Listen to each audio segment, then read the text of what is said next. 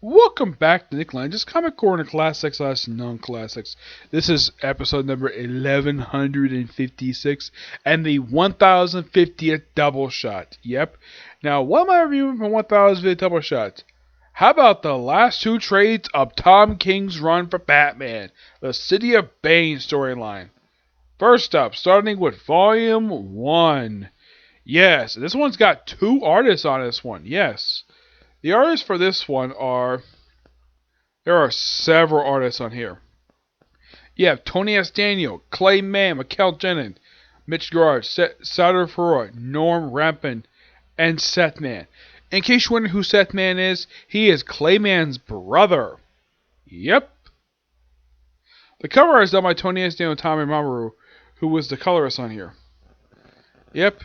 Now, the story of City of Bane is mostly just Bane in control of Gotham. Yeah, it's kind of similar to Nightfall. It's simply put, Tom King's take on Nightfall if it didn't take a whole freaking year. Yep. Now, this was basically an 11-part storyline. The annual that's collected in part 2 for the storyline, the volume 13, that's kind of an epilogue throughout. I don't think it's done by Tom King. Yep. Most important for this one, the villains are controlling the town, where the police force is basically comprised of supervillains. They have like the Riddler, Joker, Two-Face. Yeah, and apparently there's no superheroes allowed in town. Yep, so they apparently take out two minor villains. Oh, and there's one superhero pops up in town. Well, you have mainly the Batman of the town, who is actually the Flashpoint Batman. Yep. Now, in case you're wondering, wait, why is the Flashpoint Batman in present-day Gotham? Well, I think the explanation is that Dr. Manhattan was behind this. It was implied. Tom King didn't specifically explain how the heck he survived, because he had shown up prior to this at the end of the trade Nightmares. Yeah, he made his return there, first time since the Button. How in the world he got out of his own world prior to being destroyed is not actually explained here. And his sidekick, his Robin, is actually Gotham Girl. Yep. Also, the ventriloquist is acting like is pretty much his butler. Oh yeah, and he's in control of Bruce Wayne's Batcave.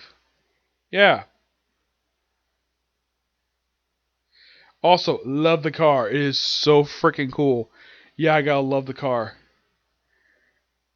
And we have Gotham Girl, basically in a brand new costume. Yeah, I almost kind of forgot she showed up in here. Yeah, because mostly I remember just basically Batman fighting Bane and Flash by Batman. And Gotham Girl's here acting like his Robin. Yeah. And she does fight one particular hero who decides to come to town. Yep, there's one.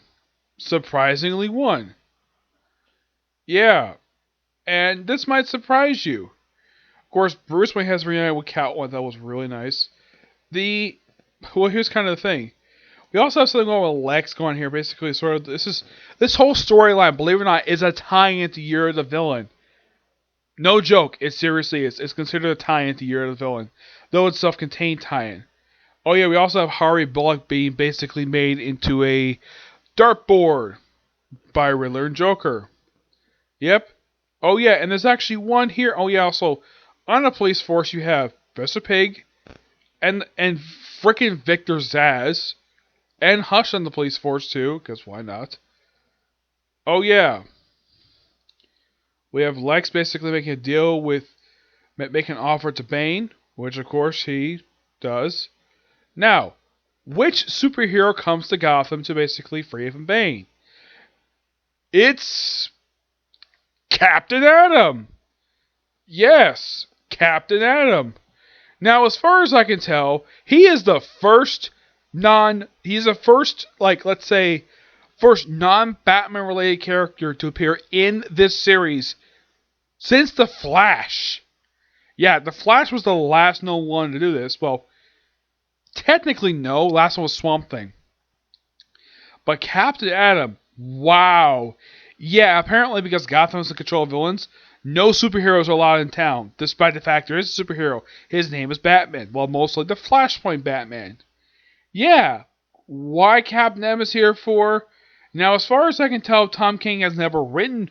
Now, prior to this particular storyline, as far as I can tell from reading a lot of Tom King books, he has never written Capnet before. Though you can kind of say he wrote it maybe Heroes of Crisis. But I think it was a quick cameo, but an actual physical appearance by him, where it's not like a quick camera shot and it's not for like one page. He's here in like the second part for like one, two, let's see, at least 2 or 3 pages. Yeah, we also have Dumb and Dumber, working with Tom King's favorite villain, Kite Man, and the Scarecrow. Just cause. Yep. Yeah, and also they run away. Catherine gets the crap beat out of him by Gotham Girl using her powers. Yep. And then she proceeds to pick him up and throw him out of town. And she's probably like, oh, don't come back. He never does. Yeah, it's quite surprising. Of course, Catwoman's taking care of Batman, the real Batman throughout the storyline. Kite Man has got headquarters, his kite quarters. Yep, it's basically a room that's cracked and full of lots of kites. Yeah, why not? And then we see Catherine talking to Tim Drake. Yeah, this is Tim Drake. Of course, Catwoman's still stealing stuff. And then we see Flash come in and basically beat up Kite Man because he can. Also, here's the thing. Hugo Strange is working with the Flash by Batman because he wants to. And we have this wonderful scene between Damien and Tim. Yeah. And of course, yeah. It's quite strange how they do this. How basically the cover for the next issue is simply put the last page of issue 76. We have Batman and Gotham Girl. We have Flash on Batman and Gotham Girl on a rooftop. And then the very next scene is a very similar one. This one where, it's him throwing batarangs. Oh, fun fact about Flash Batman. He is one of 2 Ultra versions of Batman known to use a gun. Yes. Now you're probably thinking, wait, didn't the Golden Age Batman use a gun? It was one, not a whole bunch of guns. It wasn't like, for that, from when I remember reading some of his early stuff, it was very early on. I think he used like once or twice, that was it. It wasn't like a regular Horror's motif. And Flash for Batman is one of 2. The other course is First Wave Batman. Yeah, First Wave Batman did get a chance to do it. Then we have this really interesting scene between Gotham Girl and Damien, which, as far as I know prior to this, these 2 have never interacted with each other before that I can think of. Now you're probably thinking, what's Damien doing here? Shouldn't he basically dealing with the Titans? Well, Batman called him in the last arc, so why not? Yeah, and then of course, we have Gotham Girl being imprisoned. They sort of taken down by Damien. Of course, Bruce Wayne's still recovering. People be beaten up. And then Bruce slowly recovers. And of course, Batman says, I'm Batman. And Damien's like, no you're not. Now, I know who you are. When I'm bored, I break into the Hall of Justice archives and read their fancy secret stuff. You're the old one from another world, child. The one who let his wife become the Joker, who couldn't save her, and she fell and fell and fell. If you let me, you're the one who let his whole universe collapse because of a button. Yeah, referencing the storyline, The Button. Why not? Tom King helped write the damn thing, so why not? You're now the one who gave up Gotham to Bane. Please. No, you're not Batman. You're just pathetic. And basically punched in the face. And then we have sort of a scene between father and grandson. You must be Damien, my grandson. Again, no, you're not Batman, and we're not actually related. You're a fake. You're Agent. I'm Robin, and I'm here to beat you into the damn ground. Now, here's the thing. Flash and Batman first heard about Damien from Bruce in The Button. Yep. Then we have this wonderful scene of Bruce and Selina, I think in Paris. And then we have a fight scene between Flashpoint Batman and Damien. Where they fight. Of course, we have... Now, the whole time, throughout the first half of the story, we have Bruce Wayne and Kyle just hanging about, basically, they're recovering, and Damien gets captured, and then the unthinkable happens. Bane kills Alfred. I'm not going to show it. I will get to more about this later, and DC's reasoning for keeping this intact. Yep. So, Damien is upset, and of course you have Selina and Bruce back in costume, and then we see them like on a cruise ship, and apparently they decided to go back to Gotham immediately. They go on vacation to what appears to be the Bahamas. And we have Selina, a very skimpy looking bikini. Yep. Of course, Bruce basically rocking a six pack, though he's in disguise. It's great to see some beach stuff. We have a cut back and forth between them on the beach. We have Bruce and we have Batman Catwoman climbing up a cliff. And then them in the bed. Yeah, this lasts for quite some time. And then we have this interesting scene of Batman and Catwoman trying to make out of the water. Doesn't go too well. They have a campfire. And then, of course, we have Batarang. Of course, she catches it. And, of course, they basically fight it. And basically, they kiss and they try to make up. Yep. And then we have something interesting happen. We have Selina and Bruce basically just relaxing. And basically deciding they're going to go back. First things first, need a ride. Of course, Catwoman goes back to basically... looking at a flashback of her wearing one of her previous costumes. And then we see apparently Batman Catwoman take out Knockout. Yes, Knockout. For some reason. I have no idea why. And apparently beating up... well, I'm not sure who this is supposed to be. And then some guy with a samurai. With a katana. Yeah, I can tell the redheaded woman is Knockout from the New Gods. Yeah. And then they go to the cruise ship. Well, apparently, I think Magpie is trying to rob the damn thing. Yeah, Magpie is here. Which she did show up previously in that two-part of Rooftops. Yeah. Magpie is basically a woman from a character from the 80s. She's a minor reoccurring villain in the case of Batman. And yes, I do know about her showing up on the show Beware the Batman. Believe it or not, this character is a creation of John Byrne. And her first appearance was not in a Bat book. Nope, despite the fact she is technically a Batman villain, her first appearance was in Man of Steel number 3. Back in 1986. Yeah, she existed for on and off about 20 years until Robinson decided to be one of the victims in the face-to-face storyline. Yeah, she's one of the first victims. Yeah. Then we have more scenes on the beach. And of course, well, that ends book 1. And then probably like, yeah, we're going to go back now. Yep. First half of the storyline, really good. Nicely Magpie. Give the first half of the storyline a 9.5 out of 10. Next up, part 2. From Batman Volume 13, the final trade that collects issues of Tom King's run. And this time, basically get different artists on here.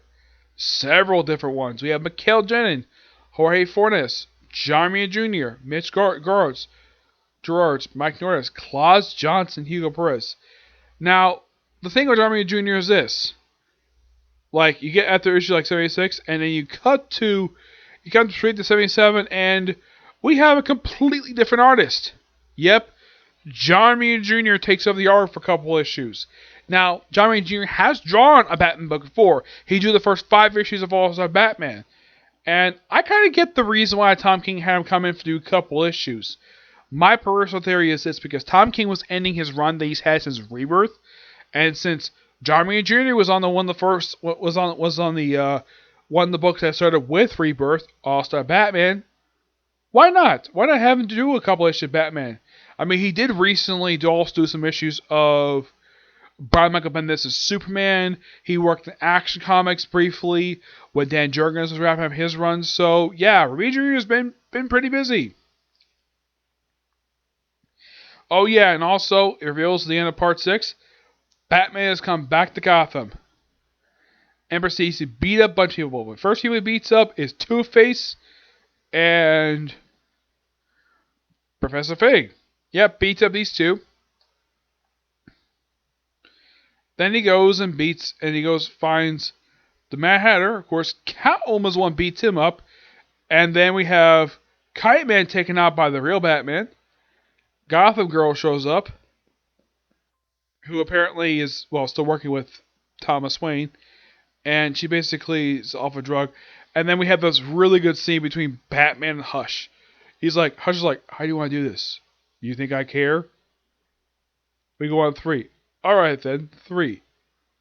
And they have a close up, like, they stare at you like, Hush, 1, 2, 3. And they fight over the course of 1 page. Okay. Yeah, I guess not surprising due to the fact Hush is beat so easily. And we have Gotham confined to a bed. And then we have Batman, after being Hush, retrieves a detective badge. I think this is basically Harvey Bullock's badge. I'm not really sure it's possible. And he gets tied up and basically hauled to police. And of course, you have Robin tied up upside down. Poverty response to come back. And then we have this really weird cover by Romita Jr. Like, he draws Bane look so... it looks so weird. I mean, look at this thing. This is the cover for issue 78. Yeah. This is one of the issue covers. And man, oh man, it looks so weird. Romita Jr.'s artwork on Bane. And then, of course, Flash Batman's about to kill Damien. And then he's surrounded by Red Robin, Batgirl, Huntress, The Signal, Orphan, and Batwoman. Batwoman was contacted prior to this. Apparently, they couldn't get hold of her, and now she's back. What? Excuse me. Okay. And then we have Batman fighting Selma Grundy and Alfred with Catwoman, and they beat him pretty easily. And of course, the Flashlight Batman's take on the entire Batman family, mostly, anyways. And we have them basically, they kind of beat him. Of course, they decide not to kill him, but instead, basically, they're about to shoot him. Of course, Flashlight catches the arrow and then stabs Tim Drake in the frickin' chest, just cause. And then Joker decides to punch Riddler for some reason. Yep, and it turns out this is not actually Joker. Nope, but Clayface. Now, let me explain this when it comes to Clayface. Now, as far as I can tell, this does not really explain how in the world Batman knew Clayface was alive, because last time that any reader saw Clayface was when he apparently got killed by Batwoman toward the end of James Tynion's run for Batman. Well, Detective Comics.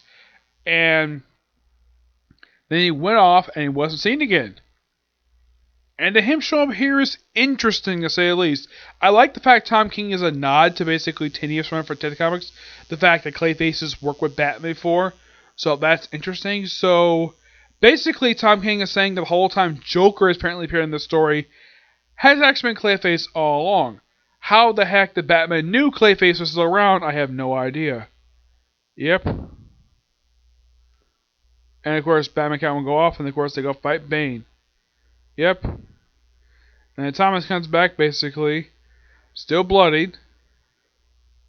And then we switch artists to a different artist on here. Yeah, I think this is McKellen Jennings' artwork. And then we have basically sort of a flashback in a way to I Am Suicide, but at least Batman, at least they're fully clothed. And then, of course, we have a scene between Flashpoint, Batman, and Ventriloquist. And then Bane's like, let's just basically, like, no mask. And he takes the mask, no mask. Oh, yeah, and apparently it's implied Bane knows Bruce Wayne is Batman, but doesn't freaking care. So basically, not only Bruce takes out the mask, but he also takes off his shirt as well, thinking he's basically fighting Roz. Bane takes off his mask, takes off the Venom suit, and takes off apparently his shirt as well. Yeah, he basically removes the Venom thing from his back, his head, his arms, and then they proceed to fight. And of course, Flash Batman apparently has beaten the entire Bat family off panel, because we see him pass by various people. We see first pass by Batgirl, and then Damien, and then Batwoman, The Signal, and Orphan, and finally Tim Drake. And we have a fight scene between Batman and Bane. Fight, fight, fight. He says no help. He says I lied. And yeah, and apparently that Thomas has wrecked the Batcave for some reason. Not the first time. The last time I could now, not the first time Tom King has written the Batcave being wrecked. The last time I could think of where he wrote the Batcave being wrecked was actually in the final issue of Nightwing Volume 3. The run for New 52 run, when him and Tim Seeley did that first issue, which was basically a backdoor pilot of the Grayson series. That was the last time I could think of where the last time Tom King has actually written a scene in the Batcave where it looks wrecked. Yep. And Bane continue to fight him. Flashback basically is racing him. And, well, then Batman attacks him. Basically pins him and basically tries to do what Bane did to him. Tries to break his back. Just like a... Try to break Batman's back. And then he gets shot by his father. Well, his Ulta versus father. And he's like, Flashpoint Batman says, ventriloquist, yes, Batman. We come to the end. Fetch the pirate. And then we had this wonderful cover image of Batman trying to break Bane's back, which does not happen. Now, I get the reason why that he brought Brian the press the Psycho Pirate, because that was one of the first arc of the series. Why not? Of this run. And then we have this really creepy scene. Bruce is waking up in costume, and what does he see? Alfred dead. We see his reaction to it. And of all people in the Bat family, his reaction is completely genuine. And seeing the man who he basically raised him like his own son, who he treated like his own, even though he was a hired help, he was basically with him since he was a child, and seeing him dead like this is a shock to his system. And he does grieve very well. I like the fact how Tom King writes this scene. He doesn't do any jokes or basically claiming that, well, it's a well-written scene. And he picks up Alfred's body, lays on the couch, covers him up with the Batcape, mourns for him briefly, and then sees on the wall, "You are not Batman." And then he opens up a door and it's blocked by bricks. Yep, and he punches it. And he screams because, well, he's trapped in there. They throw like a bunch of, like, throws like tables around. He gets really angry. And it's like this for quite a while. And then the door opens and, well, actually, an explosion happens. And the brick disappears. He says, now he says, you're ready. And then we see Batman with the Bat family all awake. Somehow. First you see Batgirl and, you see some of them silhouette. First you see Batgirl and Red Robin, and then it's Signal and Batwoman, and the Huntress and Orphan, and finally Damien. And they're there to see witness him take on Flashpoint Batman. Or he's there with the Psycho Pirate, because of course he is. Yeah. And he's like, one more time for Alfred. And then the finale of the storyline, well, kind of the finale, well, toward the end, then we have the fight between Batman and Flashpoint Batman. We have a flashback, and then we see apparently a flashback to just before this, or apparently Flash Batman's basically here. Like, I'm breaking the back. Oh yeah, he's sitting in his room full of skulls, and he's naked again. Yep, Bane is naked again for absolute no reason. Oh yeah, and apparently Joker was found in a rubble. Apparently he's unconscious. And apparently, here's the thing. Thomas has been basically watching everything that's been going on since the button. Like, meeting with Bane, and then what happened just before the wedding, where basically at the church, where, and then we see the Super Friends one, where basically we have Batman, Catwoman swap costumes with Lois Lane and and Superman, which, that was a really interesting thing they did. And see him proposing to Catwoman. And then we see, much more earlier, where we see Thomas talking to Eberthon, aka the Reverse Flash. Yeah, that's interesting. I get the reason why Tom King is referencing the button. He wrote it. And then apparently, this kind of is an explanation of how the heck he survived. Like,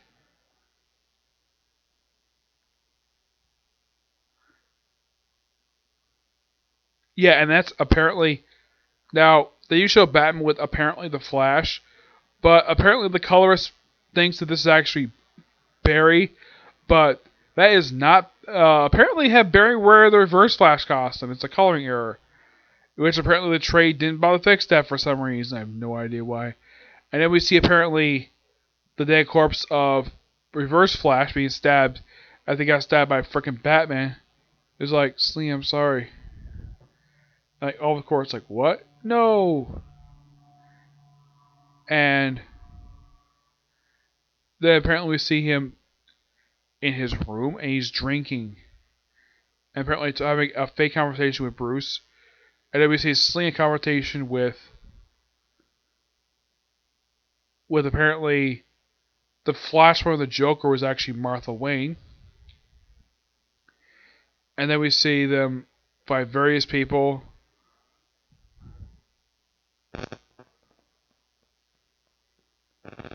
Yeah, and apparently this is basically all Selena talking to him, what they're doing prior to this.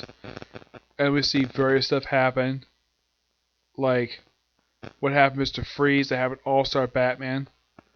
Yeah, various different things. Even mentioning the war jokes and riddles, that was strange. And apparently it looks like he killed the Penguin.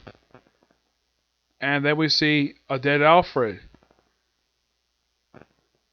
Yeah, this is probably from Flashpoint, where apparently Martha killed that version of Alfred. And we also see apparently Thomas killing Joe Chill. Yeah, this is actually from the Flashpoint storyline. Interesting though that Tom King would reference this, what happened in Flashpoint. And then finally we continue to fight between Batman and Flash and Batman. We have a strange aftermath. We think it's not the aftermath, nope. And we see it look like Bruce Wayne at a bar watching stuff, and we cut back to the fight between Batman, Flash, and Batman, where Selena's basically jumped in. And then we see a flashback to Batman 24, where just before the proposal between Batman and Catwoman. Great sequence, and then we cut back to the fight between Batman and Flash on Batman, where apparently Batman wins. And he's put into Arkham Asylum.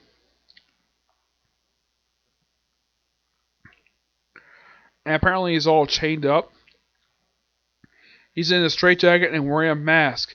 My guess is because a lot of people figured that Thomas Wayne is still legally dead, so they put the mask on him. And then he's put into a cell. They show a flashback of him being almost beaten. It's kind of strange that they put the sequences out of order here. I would have thought they would fix this in the trailer, but nope, they didn't fix it. Yeah, because it's quite strange to see the aftermath and then basically cut back to the actual fight itself. More fighting, and then we see apparently the funeral for Al Pennyworth. Well, basically his grave. And then, well, Batman and Catwoman beating up various people, including Quiltman. Let's see. They apparently also beat up King Tut. I don't remember who the eye patch guy is. And I don't know who the other guy is, but yeah. And of course they remember the beach. And of course they love each other. Then we cut back to the Batman's fighting. And we cut to what happens in War Joker Riddles. Basically the intermediate stuff. And a nice happy thing. He's like, chose family. And I choose Batman. And we see it look like a flashback to when Martha was still alive.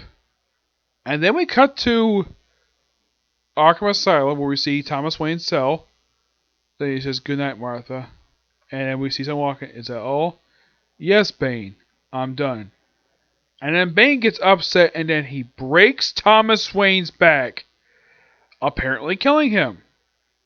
And then we cut back to, well, Thomas Wayne surrendering, and we cut back to basically more Batman 24, which kind of also happened a little bit extended to that, getting punched, more aftermath stuff, and then we see in the conclusion see Selena with, I don't know who that is with him.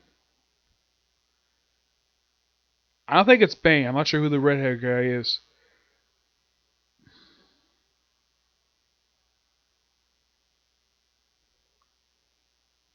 Probably some guy talking to him, and then we see Selena walk in. And then we have the annual, where it's just basically Batman taking on Mad Dog for some reason.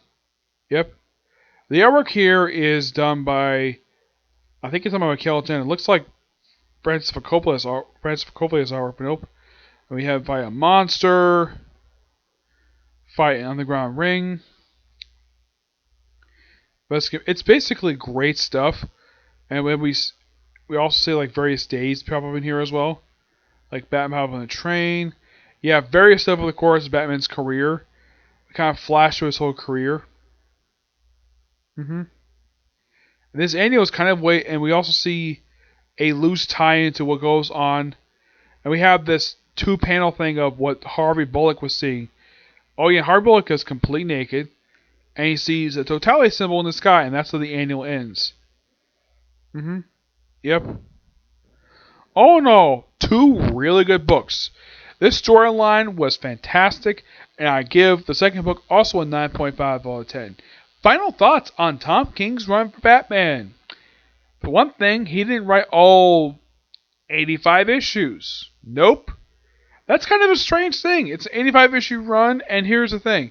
There were 2 issues run not in the main Batman trade. Nope. Yeah, there's actually a couple issues collected in a separate trade. The storyline The Price, which was done by Williamson, and only Williamson. Yeah, and here's the thing about Tom King's Batman, where the Batman over the years, when they had crossovers, this book would generally be part of it. That's probably not the case for post-Flashpoint Batman. Usually what happens in Batman usually is the focal point of a crossover. Well, in the case of Tom King's run, not the case. Whatever happens in Tom King's run is very self-contained. I mean, the only time he ever crossed over with anyone was with Flash. That was twice. First was The Button, and that was a really good storyline. And the other one was The Price. And this is something interesting about Tom King. His first 3 arcs, first 3 really big arcs have the words I am. First, you have I am Gotham, and then I am a suicide, and then finally I am Bane, which is basically kind of Tom King's love letter to Nightfall. And I confirmed this with David Finch, who was the artist of the storyline. Now, David Finch was not supposed to be one of the artists for this particular run, but he left with a few issues due to scheduling conflicts. Though he did come back to I Am Bane. And here's kind of the strange thing. Batman 24, which is kind of the epilogue of most of the stuff that's happened since issue 1, that's also, believe it or not, David Finch's last book he did the interior for. Because what is in the last 3 years? Done covers. Yep, he just did covers. He has not done interior in 3 years. Why in the world he hasn't, I have no idea. And there's a very interesting, there's a really good storyline in this whole run, aside from I Am Bane. There's also, of course, The Button. There's War Jokes and Reels, which is really fantastic. And we had the stuff leading up to the wedding, which was really good. The stuff after the wedding was so weird and bizarre. Like him, trying to put Mr. Freeze in jail, be on the jury, because of how way he convicted. It was very strange. Yeah, and that was a storyline which had Dick Grayson become Rick Grayson for no reason. Yeah, and Batman 55. Just cause. Yeah, and the book basically, for a lot of people, basically went downhill after the wedding, after the aborted wedding, which Tom King got death threats over that. And that was one of 2 things he got death threats for. The other one, of course, was for Happy Heroes for Crisis. Yes. Now, the thing is, Tom King himself is probably used to death threats because he was in the CIA. Yes. That's the interesting thing when it comes to Tom King. He was in the CIA. Don't know how long he was in for. What he did for the CIA is classified. He has been asked by his co-workers, what the heck did he do for the CIA? He says it's classified. Which it should remain classified. Yeah. And I have spoken to Neil Adams about the death threats that Tom King basically got. And he had this strange thing of a punishment for all people who send him death threats. Have them all get spanked. Yes, that is what Neil Adams told me about that. No joke. Now the whole thing, him getting death threats, that happened like 2 years ago. Yes.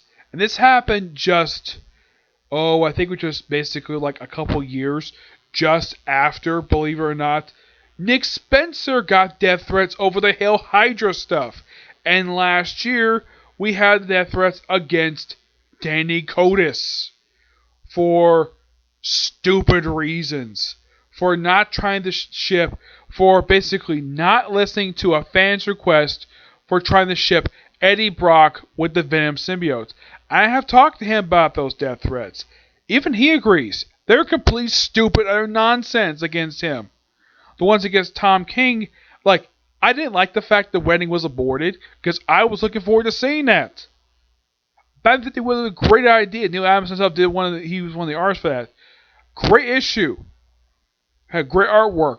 I didn't like the fact the wedding was aborted. Now, my thinking is, and a lot of people thinking about this, is that DC still has this stupid thing where apparently superheroes cannot be married. But with Dan DiDio gone, maybe we might actually see it in the future. I mean, at the end of the storyline, Batman Catwoman are a couple again, which is nice. Could we please have them get frickin' married, please? Maybe it'll happen in the war jokes and riddles, who knows. And I did like the choice that DC made to replace Tom King. James Tynion, great choice. He has actually written a few issues of Batman for us. He basically was co-writing a lot of issues of Scott Snyder's run for Batman. And he was the one who wrote the final issue of the previous spine for Batman before he took over with issue number 86. And it's been the book ever since. And his run has been fantastic so far. And loving it. And it's nice though for Tom King's last couple arcs he did. He pretty much had the book featuring lots of villains. I did appreciate the fact Tom King basically had a lot of respect for Batman's rogues gallery by featuring him in some of them basically very small roles.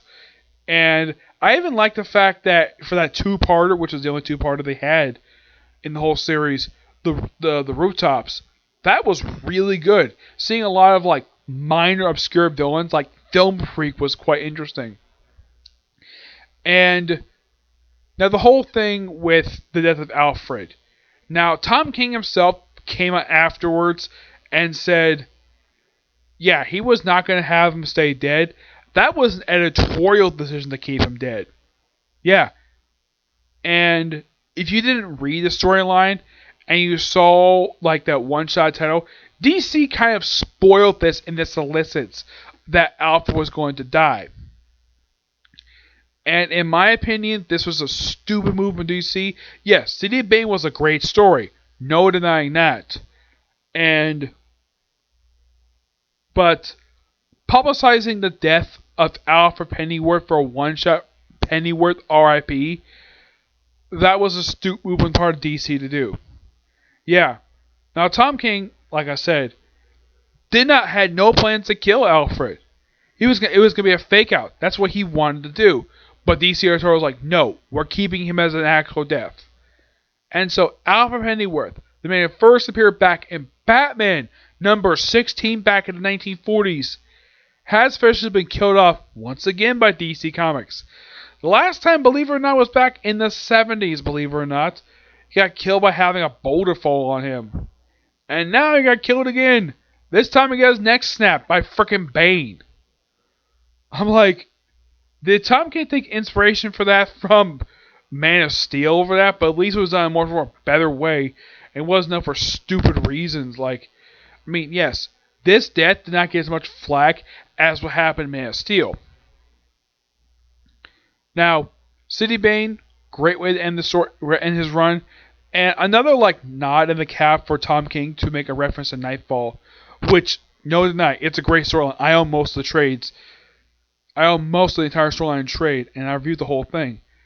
And I love the fact we have many nods to it, like in the storyline that came before this one, The Fall and the Fallen, we have Bane breaking Batman's back once again. Though this is the first time he's done in this continuity that readers have seen. Now, it has been stated that Nightfall is canon in this continuity, though Asbury then first showed up a few years ago. Isn't that quite weird? Yeah. But not much else to say about these two trades. Both really good. And with this done, next time in corner will be finish up another thing, Green Lanterns. Yes, I'm reading the final trade of the Green Lantern series soon. But yeah, that's it for Stick Review, and that's it for video tonight. Stay tuned for tomorrow for our reviews for more for One Piece, hopefully. My first view for Quintuplets and Quintuplets, and maybe their Comic Corner. Maybe. Okay? See you next video. Bye.